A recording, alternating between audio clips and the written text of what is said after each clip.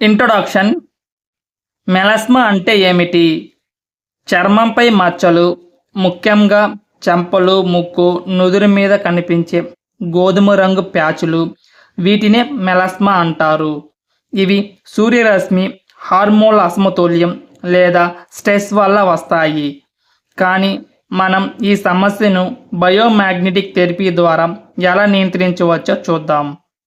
Causes and internal path. Melasma యొక్క మూల కారణం చర్మంలోని మెలనిన్ ఉత్పత్తి అసమతుల్యం.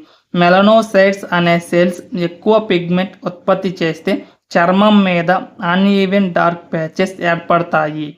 ఈ సమయంలో రక్త ప్రసరణ తగ్గిపోతే సెల్స్ సరైన పోషణ పొందవు. Blood circulation and magnetic field. Magnetic therapy వాడినప్పుడు మ్యాగ్నెటిక్ ఫీల్డ్ చర్మం పైకి ప్రవేశించి రక్త ప్రసరణను పెంచుతుంది. రక్తం, ఆక్సిజన్ మరియు పోషకాలను చర్మ కణాలకు మరింత సమర్థవంతంగా అందిస్తుంది.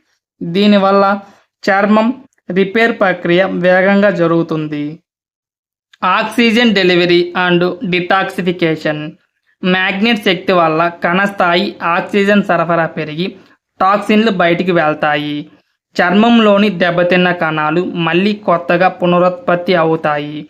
ఇది చర్మాన్ని తాజాగా, కాంతివంతంగా ఉంచుతుంది. Hormonal balance.